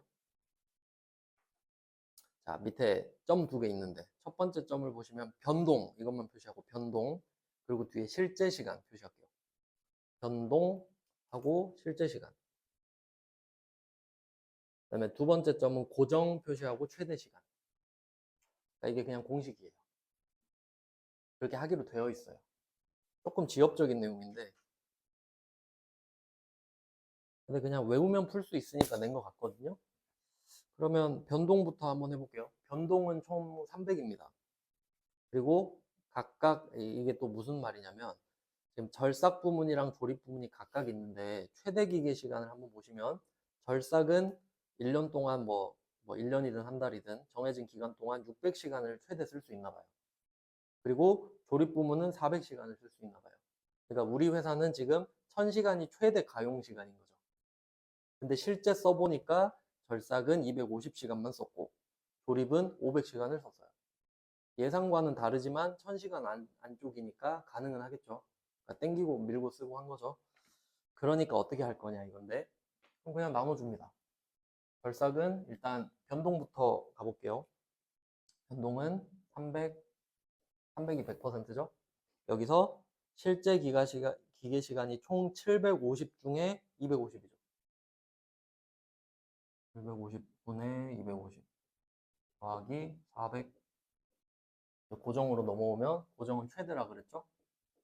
3분의 600. 뭐 이렇게 푸는 거예요. 공식만 집어넣어서 푸는 거죠. 기계처럼. 그때 조립 부문이네. 조립 부문은 반대로 하면 되겠죠. 300 곱하기 750분의 500 더하기 400 그리고 1000분의 400 이렇게 하면 답이 나옵니다. 조립을 물어봤고요. 그냥 공식대로 넣으면 된다라고 생각하시면 돼요. 자주 나온 문제는 아닌데 이중배분율법은 그냥 그렇구나 정도? 자주 나오진 않지만 또 어렵진 않아서 그냥 뭐 풀만한 것 같아요. 상황도 그렇게 복잡한 건 아니니까 선택을 하시면 될 것 같고, 그 다음에 9번 문제로 가보면 이건 꼭 풀어야 됩니다. 9번은 개별 원가 계산 이렇게 되어 있는데 개별 표시하시면 되겠죠. 개별은 일단 키워드가 소량 생산입니다. 비싼 거기 때문에. 그래서 제일 중요한 건 다에 나옵니다. 다에 보시면 소량 생산만 표시하시면 돼요. 다품종은 표시하지 말고 소량 생산만. 비싸니까 대량 생산이 안 되죠. 그러면 다를 딱 보고 아닌 거 다 제끼면 되죠. 2번 X, 4번 X 이렇게 아닙니까? 동그라미 2번에 다 없고 아니다. 4번을 제끼면 되겠죠 일단. 근데 이건 좀 쉬워서 하나씩 체크하면 될 것 같아요. 자, 가부터 보시면 항공기 제조, 선박 제조, 특수기계 제조 다 비싼 거죠. 그러니까 뭐 맞는 말이죠. 가랑 다랑 연결되는 거고 가는 수주업이라고 한다고 했죠. 주문을 받아서 만든다. 비싸니까. 그다음에 작업 원가표. 비싼 거를 조금씩 주문받기 때문에 그거 하나하나당 작업 원가표를 작성하면서 원가를 집계할 수 있어요. 그럼 가나다가 다 맞죠, 지금? 그럼 지금 답이 1번 아니면 3번인 거예요. 라를 한번 보죠. 라 보면 답은 나오죠. 기말 제공품의 평가. 얘는 옆에 완성품 환산량이라고 써주시면 돼요. 기말 제공품의 평가. 개별 원가 계산은 기말 제공품을 평가할 필요가 없죠. 이유는 나에서 나왔죠. 작업 원가표를 쓰고 있는데 뭔 평가를 해요. 그냥 이만큼 썼다 이게 끝이지. 근데 완성품 환산량은 뭐였죠? 대량 생산하는 애들. 똑같은 애들을 대량 생산하니까 덜 만들어진 애들을 만들어진 걸로 환산해보는 평가를 했었죠. 그러니까 라는 틀렸죠. 평가라는 말 자체를 그냥 완성품 환산량이고 대량 생산에서만 한다. 종합원가 계산 거다. 그 다음에 상대적으로 원가 계산 과정이 복잡하다. 그러니까 이게 무슨 말이냐면 종합원가 계산은 대충 평균 치고 막 이랬잖아요. 근데 개별로 하면 한 개씩 얼마를 썼는지 정확하게 계산해야 되잖아요. 그게 어렵다는 거예요. 하지만 여기서는 그냥 정확성은 높다만 표시하면 될 것 같아요. 한 개씩 원가를 작업 원가표로 하니까 정확하다 이게 키워드인 거죠. 그러니까 마도 맞죠. 답은 일단 뭐 3번인데 마지막 바를 한번 보시면 요것도 좀 디테일이 되게 중요한데요.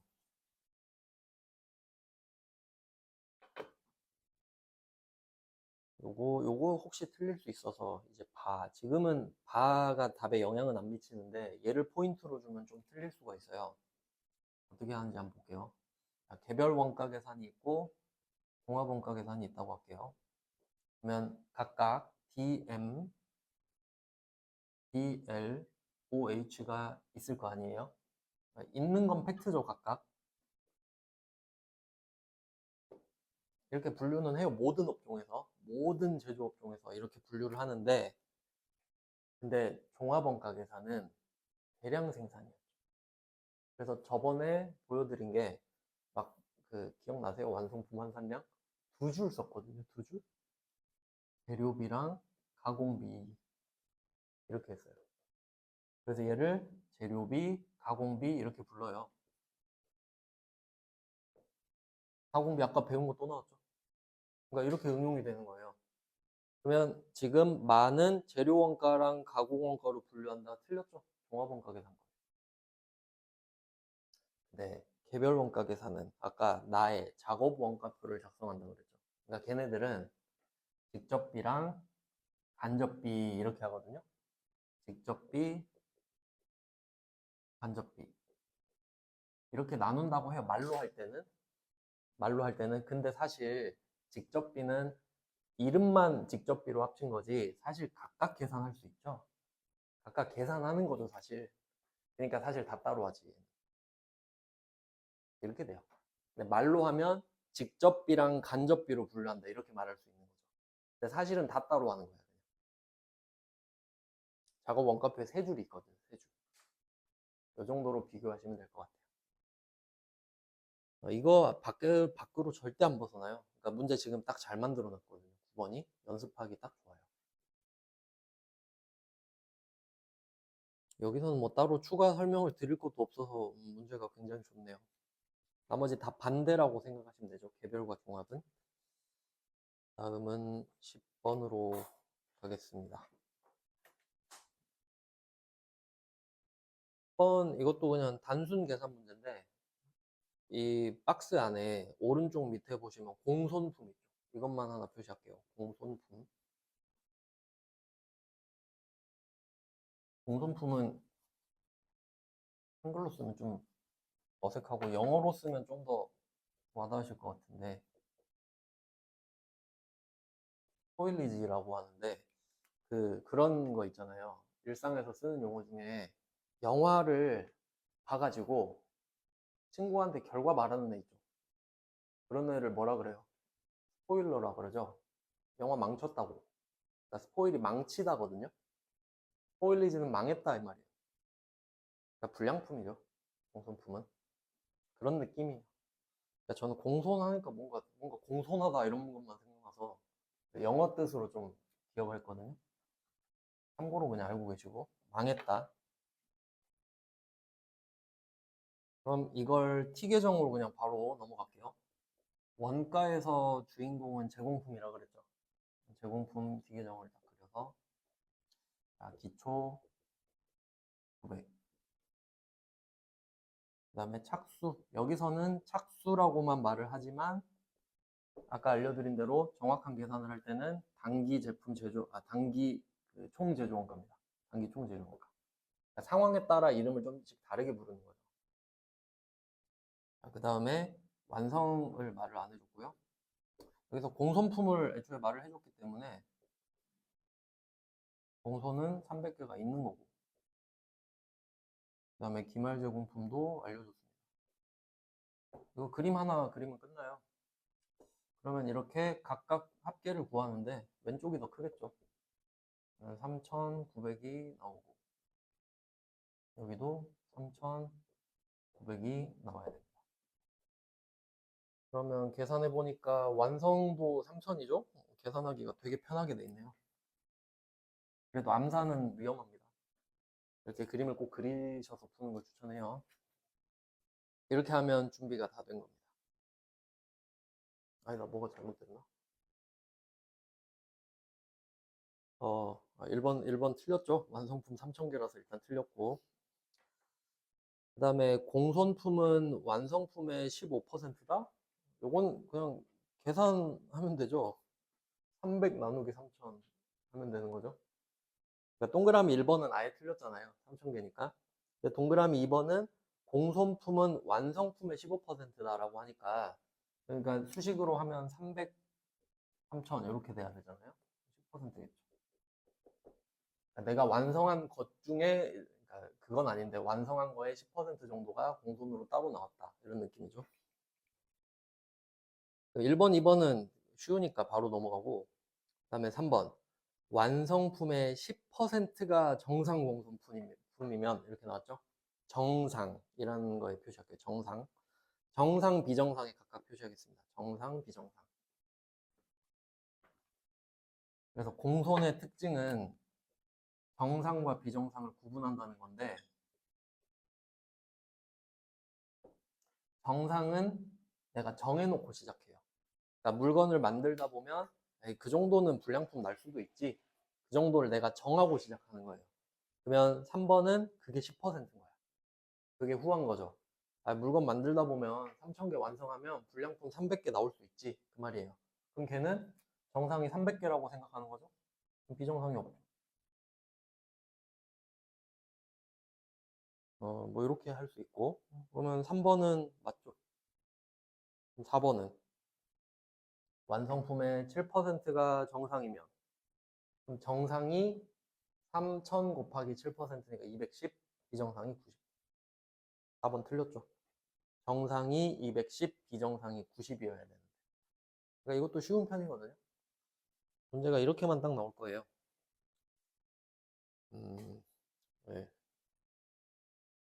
번도 뭐 할만하고, 이렇게 하면 원가도 끝났고요. 이번 회차는 전체적으로 무난하죠. 합격률 60%짜리니까. 다음에 이제 10% 뽑아놨거든요. 118회 거. 그게 좀 기대되네요. 안 본 지 좀 오래됐는데. 그럼 이제 11번부터 한번 보겠습니다. 이제 세법. 부가가치세 위주로 한번 볼게요. 11번은 세금계산서 발급시기입니다. 제목에 표시해 놓을게요. 세금계산서 발급시기. 네, 요게 실제로는 중요하거든요. 실무에서는. 언제 발급하는지를 알아야 발급을 해주니까. 이게 뭐 잘못 발급하면 가산세도 물고 그러죠. 원래는 옛날에는 가산세도 자세히 배웠거든요. 날짜까지. 근데 요새는 그냥 그렇게 안 내더라고요. 그럼 한번 볼게요. 자, 발급 시기는 언제가 돼야 되냐면, 원래는 원칙으로 따지면 공급 시기에 발급을 하는 게 당연하죠. 공급 시기에 발급하는 게 당연하겠죠. 물건 주면서 세금 계산서도 주고. 근데 이건 안 내겠잖아요. 다 아니까. 그럼 전제로 하고 보겠습니다. 1번. 기한부 판매. 이렇게 돼 있죠. 기한부 판매 표시해 볼게요. 이게 아까 시송품이라고 나왔는데, 시송품이 시험 삼아 보내는 물건이거든요. 아까 제가 중고차 말씀드렸죠. 중고차도 기한부 판매인 거죠, 그러면. 일주일 안에 써보고 결정을 내리든가, 아니면 일주일 동안 아무 말이 없으면 그 기한이 지난 거죠. 그럼 내가 차를 샀는데 일주일 동안 타고 다녔어. 그러면 그때에서 세금 계산서를 보내겠죠, 그 사람. 그런 느낌. 전 소비자라서 받진 않았지만.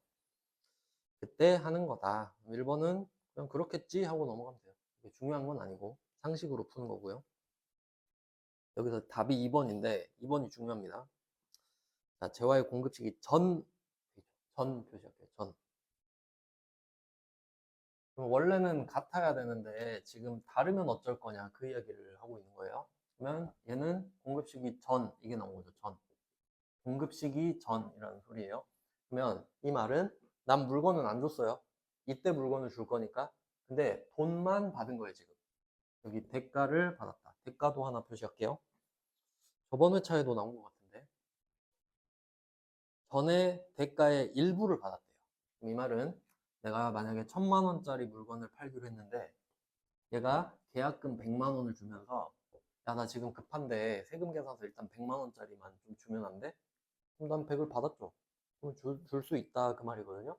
근데 문제는 일부를 받았는데 전부를 줄 수는 없어요.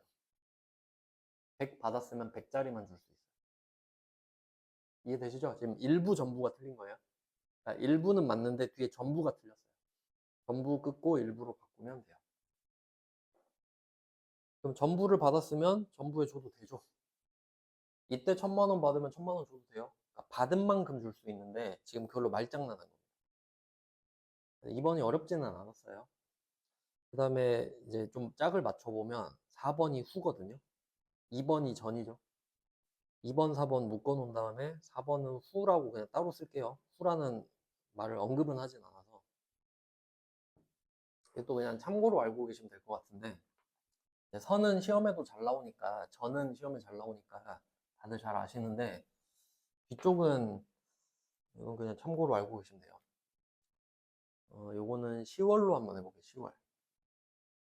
10월 1일. 그냥 그거 기억나면 좋고 아니면 말고 정도예요.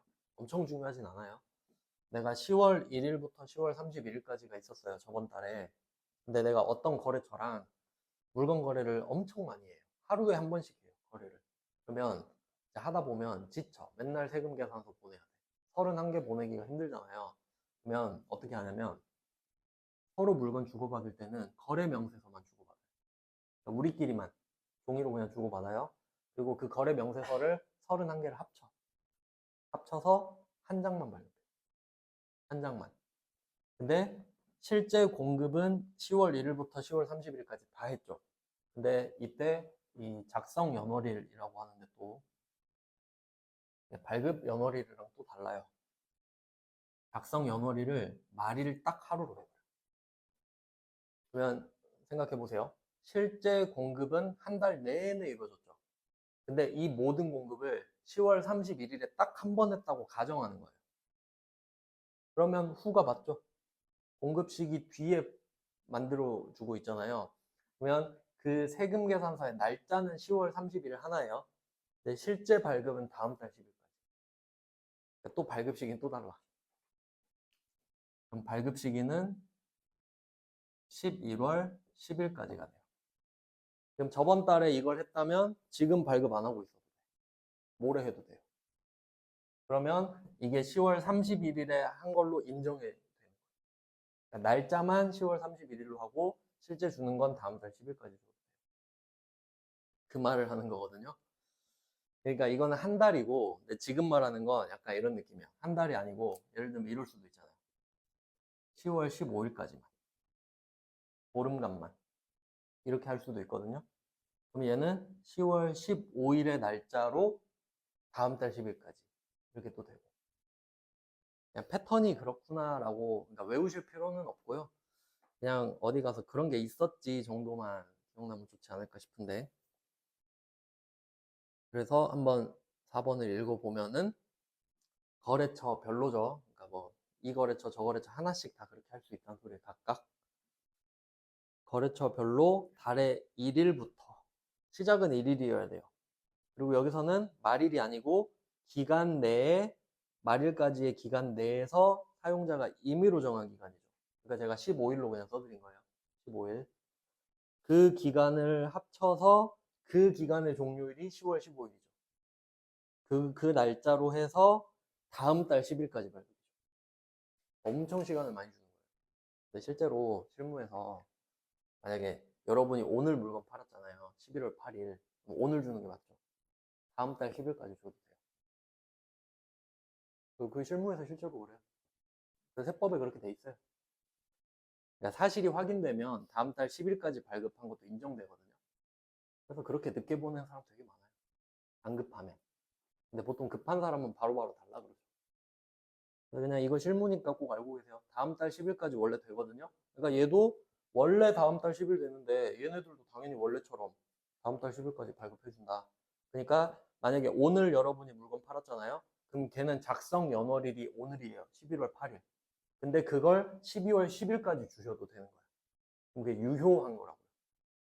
아시겠죠? 실무에서 중요해요. 어차피 세무사들이 알려주긴 해요. 판다가 보면. 제일 중요한 것만 요약해서 주거든요.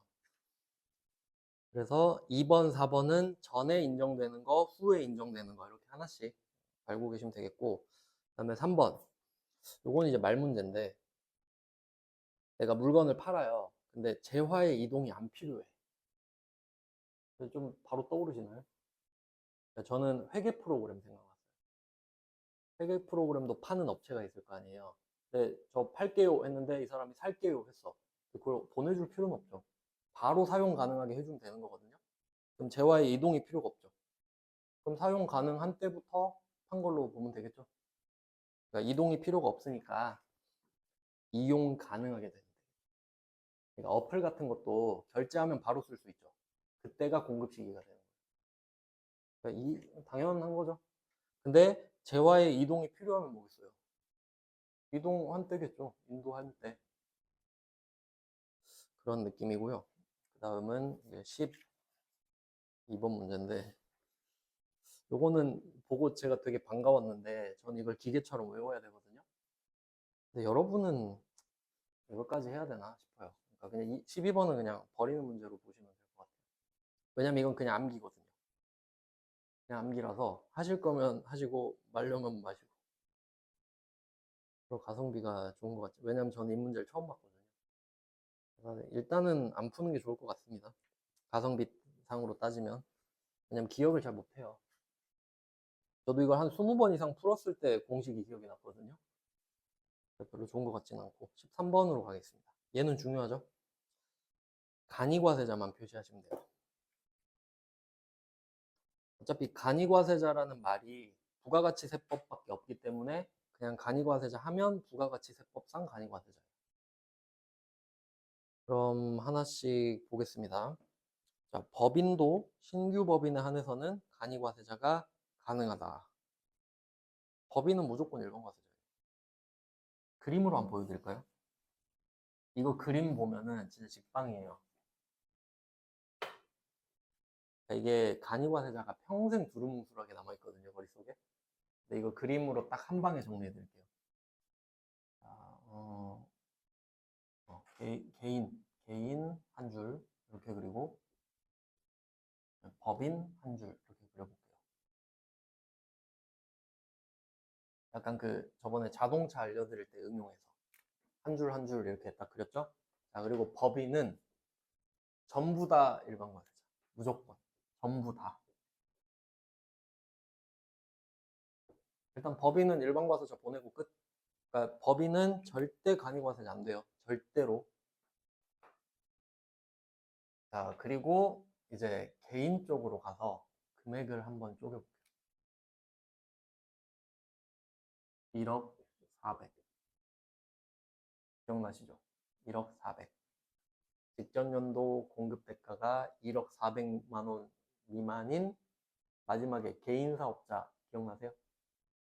그럼 이 밑에는 간이과세자가 되겠네요. 그러면 이 위에가 일반 과세자죠?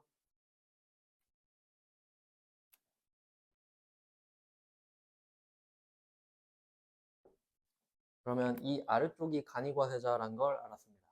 근데 간이과세자도 급이 있죠. 세금 계산서 줄 수 있냐 없냐 급으로 또 나눠지죠. 그게 4,800이었고 그러면 얘 둘 다 간이과세자인데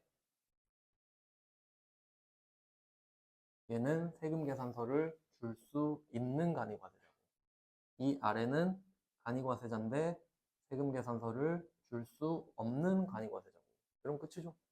그럼 직방이죠. 그리고 이제 이 그림을 딱 떠올리셨을 때 법인이 간이과세자라고? 택도 없지. 1번 바로 날리는 거죠. 생각할 필요도 없는 거거든요. 1번은.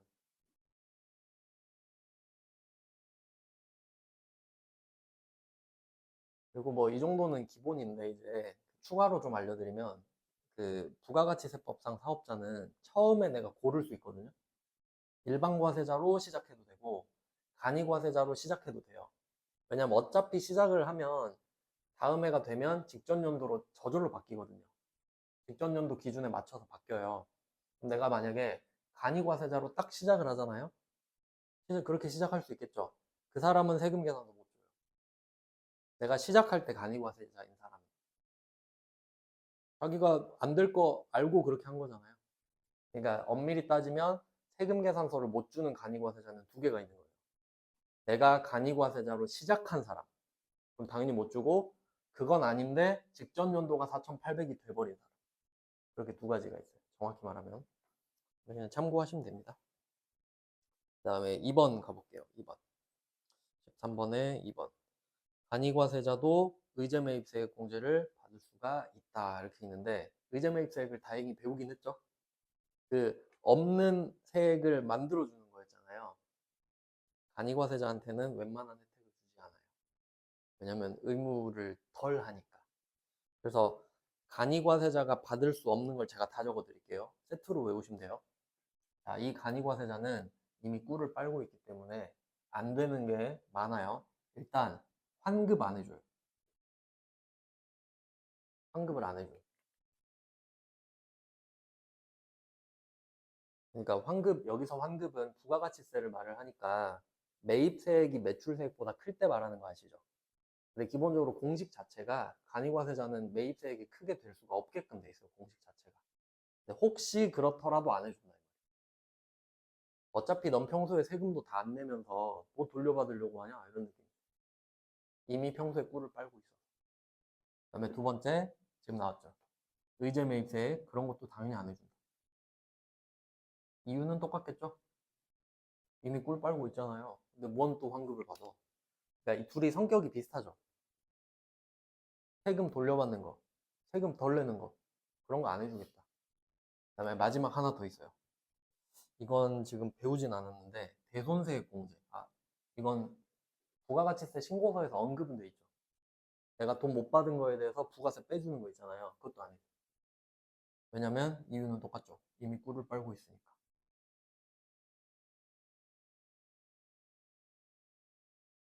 정확히는 의제메이트에 공제를 안 해주는 게 맞죠. 그래서 이 삼총사는 같이 좀 기억을 할게요. 그러니까 그냥 너무 어려우면 간이과세자는 뭐 좋은 건 안 해준다 이렇게 생각하시면 돼요. 그냥 뭐 좋은 거 같다 안 해준다. 의제매입세액 좋은 거죠? 안 해준다. 2번 틀렸고, 그 다음에 3번 간이과세자는 해당 과세기간에 대한 공급대가가, 여기 공급대가 중요 표시할게요. 공급대가. 그러니까 간이과세자는 공급대가예요. 무조건 기준이. 그러니까 일반과세자는 공급가액을 기준으로 하고 간이과세자는 공급대가를 기준으로 합니다. 공급대가는 110%인 거 아시죠? 그래서 그게 4,800만 원 미만이면 납부 의무가 면제된다. 그래서 좀 정확한 사례를 하나 기억하시면 좋은데, 저는 이렇게 기억하거든요. 내가 4천만 원짜리 물건을 팔았어요. 그러면 4,400에 판 거죠. 그러면 4,800 미만이잖아요. 그럼 원래는 400을 부가세를 내야 되죠. 근데 그 400을 안 낸다. 적지 않은 돈이죠, 400이면? 그 혜택을 받고 있는 거야. 그러니까 올해 4,800 미만이면 그 4,400을 안 낸다 그랬죠. 그러니까 내년 7월부터는 1년 동안 세금 계산서 발급을 못하게. 그렇게 이어지는 거거든요. 그러면 3번은 맞는 거죠? 여기는 부가가치세 납부 의무예요. 소득세랑 법인세 내야 돼요. 법인은 없겠네. 간이과세자니까. 그 다음에 4번. 요거는 간이과세자의 경우 납부세액은 공급가액 나왔죠. 여기서 틀린 거예요. 이미. 제가 간이과세자는 무조건 공급대가로 시작한다. 그러니까 간이과세자에서 공급대가 아니면 다 틀린 거예요. 공급가액이니까 틀린 겁니다. 지금. 그래서 4번은 뒤쪽에 그게 중요한 게 아니고 공급대가가 아닌 게 중요한 거죠. 4번은. 그래서 답은 쉬웠죠. 3번은 이제 알고 계실 것 같아요. 자, 그럼 다음 페이지로 가보겠습니다.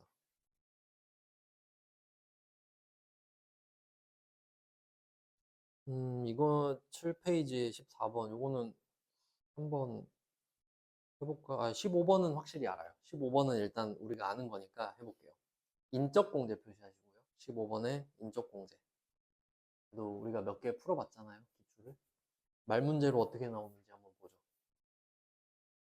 자, 15번에 1번. 배우자 직계존속. 여기서 틀렸네. 배우자 표시해 두시고 직계존속은 직계비속으로 바꿀게요. 배우자와 직계비속. 그러니까 나랑 제일 친한 사람이죠. 배우자랑 직계비속, 내 자식. 항상 생계를 같이 하는 부양가족으로 본다. 중요하죠. 그러니까 동거하지 않아도 같이 사는 것으로 봐준다 이 말입니다. 그 다음에 2번. 추가공제 표시하시고 뒤에 기본공제도 표시할게요. 추가공제, 기본공제.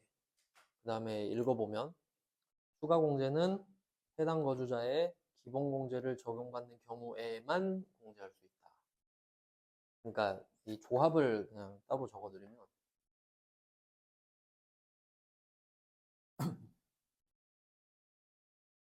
최대한 기억하기 쉽게 자료를 이런 식으로 좀 그림으로 만들려고 하거든요. 그러면 그 조합이 이런 게 있을 수 있죠. 어떤 사람이 기본공제를 못 받았어요. 그럼 추가공제는 당연히 안 돼요. 택도 없는 거예요. 근데 어떤 사람은 기본공제를 받았는데 추가공제를 못 받을 수는 있어요. 이럴 수도 있겠죠. 그리고 마지막은 기본공제도 받고 추가 공제도 받을 수 있겠죠. 요 3개밖에 없거든요. 경우의 수가 아무리 해봐도 3개밖에 없어. 그러면 이때 하고 싶은 말은 첫 번째 줄 아니겠습니까? 그럼 한번 예를 들어보면, 제가 이거 연습 문제 엄청 공들여서 만들었거든요. 다음 주에 드릴 거예요. 그러면 지금은 약식으로 설명드리면, 만약에 우리 아빠가 70세죠. 70세. 그럼 나이는 60세 이상으로 통과. 근데 소득이 많아요. 그러면 소득에서 탈락이잖아요. 그럼 기본공제가 안 되죠. 근데 원래 기본공제 대상자가 70세 이상이면 경로공제를 또 받거든요. 근데 아빠는 추가 쪽만 조건이 충족이 된 상태예요. 근데 기본은 안 되죠. 그럼 기본 안 되니까 추가도 안 돼. 그러니까 여기가 입구라고 생각하시면 돼요. 기본공제를 받아야 추가공제를 받을 수 있다. 이렇게 됩니다. 그러니까 2번은 맞는 말이죠. 추가공제는 기본공제를 받는 사람만 받을 수 있다. 이름이 추가잖아요, 추가. 그 다음에 3번. 형제자매 배우자? 형제자매도 그렇게 가깝지 않은데 그쪽의 배우자는 더 멀죠. 제가 그림 그렸던 거 기억나세요? 나를 기준으로 위, 직계, 존속, 아래, 직계, 비속, 옆, 형제자매. 거기서 끝이지 형제자매에서 또 이어지진 않았죠. 당연한 거고요. 다음에 4번. 과세기간 종료일. 이걸 말을 하는 이유는 여기서 과세기간 종료일은 12월 31일인데 소득세법은 딱 정해져 있거든요. 그 전에 사망을 했다. 이게 사망일 전일 기준이거든요. 사망일이 아니고 사망일 전일. 이 두 개를 같이 외워두시면 되는데 나온 김에 다 쭉 알려드리면 이게 원칙은 과세기간 종료일이에요. 이건 지금 나왔으니까 좀 설명을 드리면 무조건 12월 31일에 나이로 한다거든요. 그러니까 요게 제가 이렇게 알려드렸죠. 1월 1일이랑 12월 31일이 있을 때 생일이 사람이 분명히 하루는 있잖아요. 그럼 그 생일을 기점으로 나이가 2개가 된다. 뭐 예를 들어 20살이었는데 생일 지나니까 21살이 됐다. 그럼 이때 21살로 보겠다 이 소리죠. 그 말이에요. 과세기간 종료일. 나이가 2개니까. 그러니까 원래는 이렇게 하는데 또 이것도 말씀드렸죠. 21살이면 원래 안 되는데 20살이 있었던 해가 있으면 봐줘.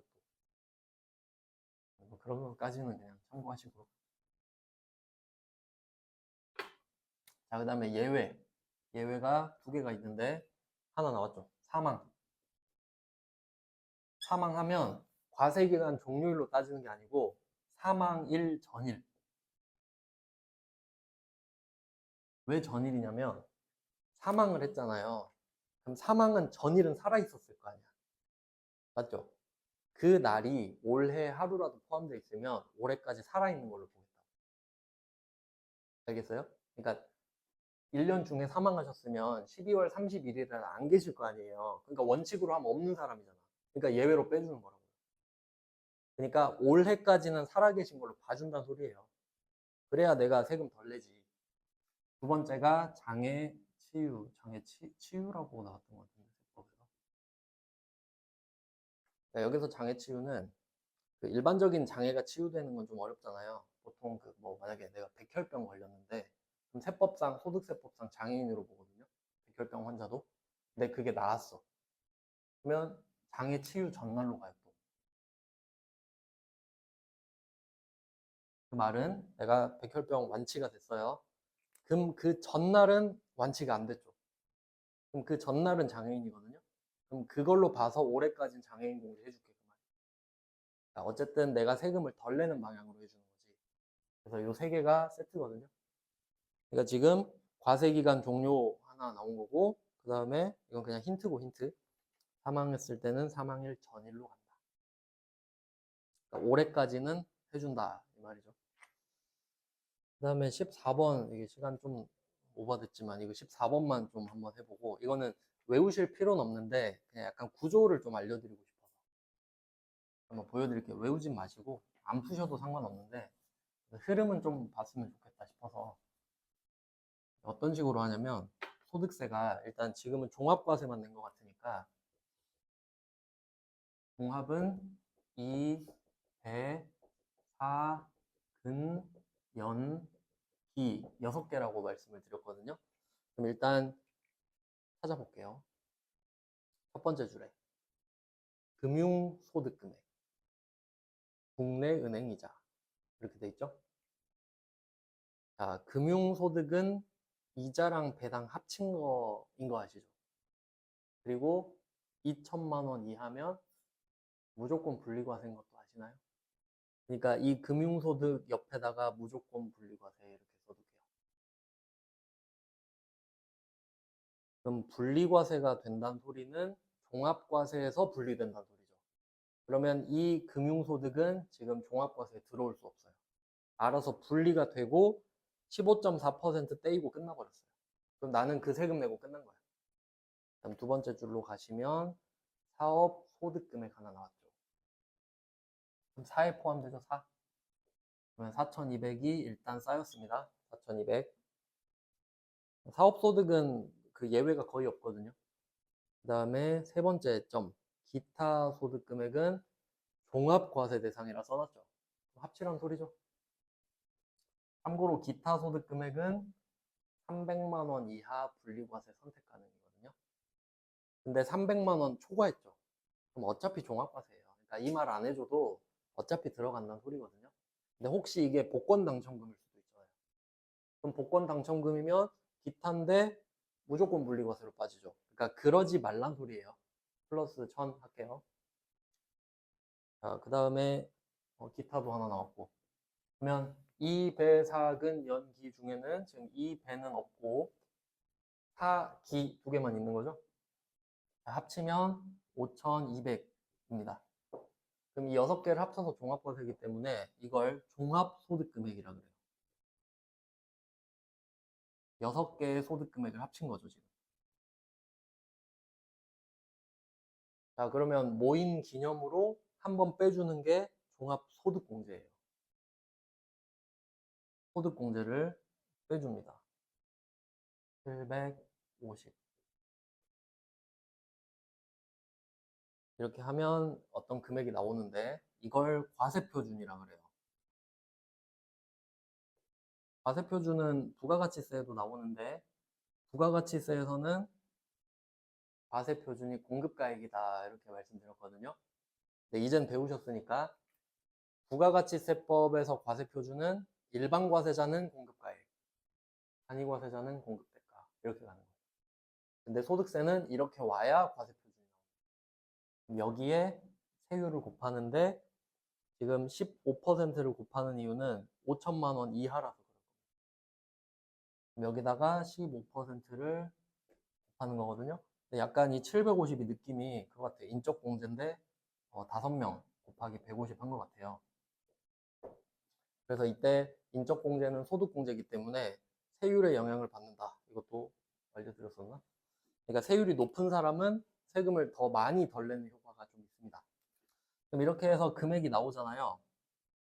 그럼 거기서 세액공제를 빼주는 겁니다. 그러니까 여기서 포인트는 소득공제랑 세액공제 있잖아요. 이 정도는 꼭 아셔야 돼요. 상식적으로. 소득공제가 있고 세액공제가 있는데 그러니까 그림으로 치면 이게 소득이 위에서 아래로 쭉 펼쳐진다고 했을 때 소득공제는 위를 깎아버리는 거예요. 위쪽을 없는 걸로 날려버리는 거거든요. 근데 세액공제는 세율 맞고 나온 금액 있죠. 거기서 빼주는 거니까 밑으로 빼는 거예요.